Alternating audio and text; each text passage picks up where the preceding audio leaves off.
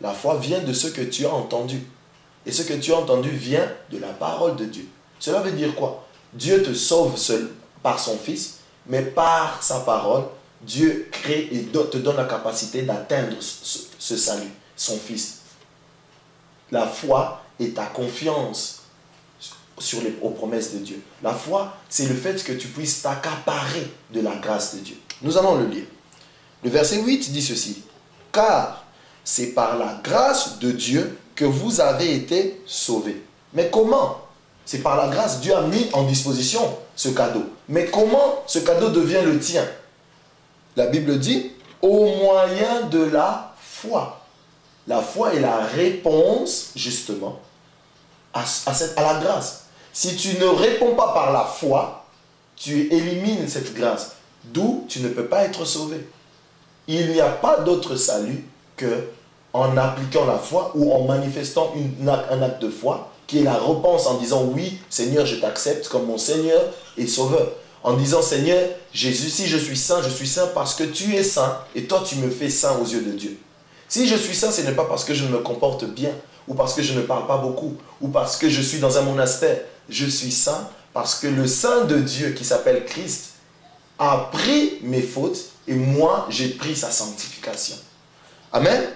Et la Bible dit ceci au chapitre 2 d'Éphésiens, le verset 8 toujours. La Bible dit, ce salut ne vient pas de vous. Le salut ne vient pas de toi ou de moi. Qu'est-ce que cela veut dire? Ce n'est pas nos actions qui nous font mériter le cadeau de Dieu. Ce salut ne vient pas de nous. Nous ne devenons pas bons aux yeux de Dieu parce que nous nous comportons bien. Nous ne le méritons pas. Ce ne sont pas nos mérites ou nos actions qui font que nous sommes sauvés. Et la Bible dit, ce salut ne vient pas de vous. Il est un don de Dieu. C'est un cadeau de Dieu. Le cadeau de Dieu, c'est la grâce. Et si tu veux t'accaparer la grâce, c'est par la foi. La foi est la réponse à la grâce.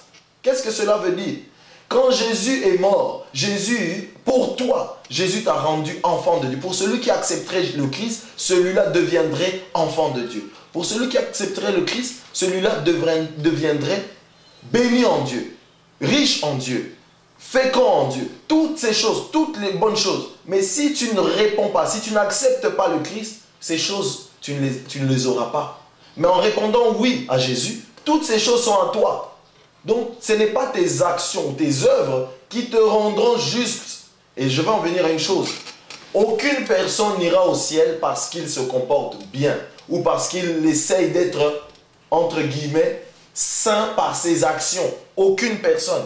Faire cela résulte d'une chose.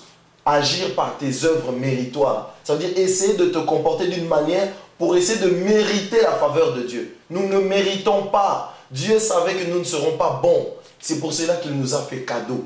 C'est pour cela que par son amour, il nous a donné le Christ. Et la réponse à cela s'appelle la foi. Si tu ne veux pas simplement croire qu'en mettant ta foi en Jésus, tu es sauvé, tu ne pourras pas être sauvé. Parce que tu n'utiliseras pas Jésus. Tu utiliseras tes propres moyens humains. Alléluia. Et j'arrive à une chose. Le verset 9 plutôt. Le verset 9 le met clair. Il dit, il n'est pas le résultat de vos efforts. Ça veut dire personne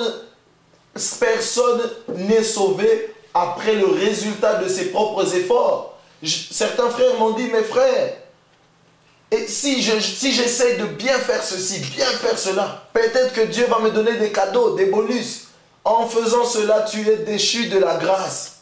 Si tu essaies de bien te comporter pour mériter le cadeau de Dieu, qui est Jésus, pour mériter les bénédictions de Dieu, qui est Jésus, tu te sépares de la grâce en Christ. Tu te sépares de ce cadeau, tu n'en veux plus. Alléluia. Et nous allons lire. Je n'invente pas ces choses. Nous sommes ensemble, mes frères et sœurs. Et Dieu vous aime, je vous aime. Et par Jésus-Christ, vous êtes des enfants de Dieu. Pas par votre bon comportement. Cela veut dire qu'il faut mal se comporter. Nous y arriverons. Non. Suis-je en train d'encourager le fait de mal se comporter? Non. Voyez-vous, quand vous parlez de l'évangile, selon Dieu, vous arriverez toujours à cette conclusion. Est-ce que, vu que je suis libre, vu que je ne suis pas rendu juste par mes actions, cela veut dire qu'il faudrait que... Paul est arrivé à ces conclusions. Mais si vous n'arrivez pas à ces conclusions, posez-vous la question, prêchez-vous l'évangile de Christ? Je ne sais pas. Je ne suis pas votre juge, Dieu l'est. Je répète, il n'est pas. Qu'est-ce qu'il n'est pas? Le salut n'est pas le résultat de vos efforts. Le salut, les bénédictions que vous avez ne sont pas les résultats de vos efforts. Si quelqu'un dit, moi j'ai payé 1000 livres sterling, j'ai payé 1000 dollars, j'ai payé 1000, je ne sais pas quoi, pour mériter la bénédiction de Dieu, mon frère, cette bénédiction ne vient pas de Dieu. Tu ne peux pas mériter le cadeau de Dieu. Parce que tout ce que l'homme fera sera toujours, je dirais, limité par rapport à ce que Dieu veut que toi tu fasses. Ça veut dire quoi? Tu échoueras toujours. Vous comprenez? Et la Bible le dit, ce n'est pas le cas, il n'est pas le résultat de vos efforts. Et ainsi, ça c'est la deuxième partie, et ainsi personne ne peut se vanter. Personne ne peut se vanter d'être saint par lui-même. Personne ne peut se vanter de bien se comporter. Personne ne peut se vanter de dire, voilà, si j'ai une maison, c'est parce que je donne la dîme.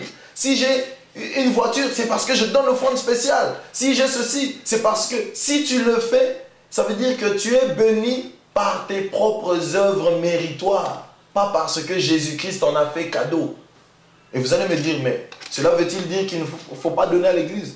Il le faut, parce que ton amour te fera comprendre qu'il est bon d'aider ton prochain, d'aider ta famille, d'aider tes amis, mais d'aider les premières personnes qui sont les plus près de ton cœur, tes frères en Jésus-Christ. Vous comprenez? Et si tu crois mériter avoir une voiture parce que tu donnes de l'argent, parce que tu fais ceci ou parce que tu fais cela, mon frère, je te dis, tu n'es pas sur le chemin du Christ. Amen.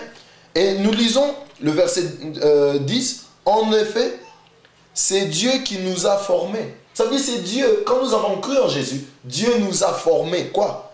Il nous a créés dans notre union avec Jésus-Christ pour que nous menions une vie riche en actions bonnes, celles qu'il a préparées d'avance pour nous, pour que nous les pratiquions. Ça veut dire Dieu, quand tu acceptes que tu n'es pas bon en toi-même, mais la bonté de Dieu fera de toi un enfant de Dieu. La bonté de Dieu, qui est le cadeau en Jésus-Christ, tu la prends et tu l'acceptes comme tel, Dieu lui-même te transformera.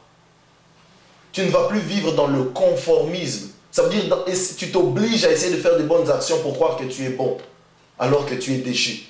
Dieu lui-même te changera. Tu ne te changeras pas en toi-même. Et pour cela, je veux que nous puissions lire un passage. C'est dans le livre de Galates. Et je veux vous donner, frères et sœurs, un bon conseil. Quand vous lisez, demandez à Dieu de vous ouvrir les yeux pour que vous voyez ce que Dieu veut dire par les choses. Mais il est difficile dans quel sens? Si vous n'êtes pas basé sur la grâce de Dieu, vous serez, et si vous vous appelez chrétien, vous serez basé sur ce qu'on appelle la loi de Moïse. C'est un contraste, je le sais. C'est un thème, je le sais. Je parlerai peut-être dans de prochaines éditions. Mais si vous vous appelez chrétien et que vous ne consommez pas pleinement la grâce en Jésus, vous tomberez dans l'erreur de marcher ou de vivre selon la loi de Moïse. Certains vont me dire, mais veut-il dire que la loi de Moïse est mauvaise? La loi de Moïse n'est pas mauvaise. Mais je vais vous expliquer pourquoi Dieu a-t-il donné la loi. Dieu n'a pas donné la loi aux hommes pour que les hommes puissent arriver à tout faire ce qui était dans la loi. Parce que Dieu savait que nous serions limités.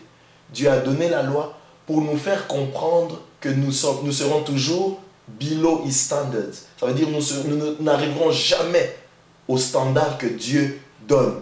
Mais pourquoi Dieu a fait ça? Pourquoi a-t-il dit, faites des choses que vous n'arriverez jamais? Il a fait ça pour amener les hommes à comprendre que d'eux-mêmes, ils ne peuvent pas se sauver. D'eux-mêmes, ils ne sont bons à rien. Et pour cela, nous avons besoin que Dieu nous sauve.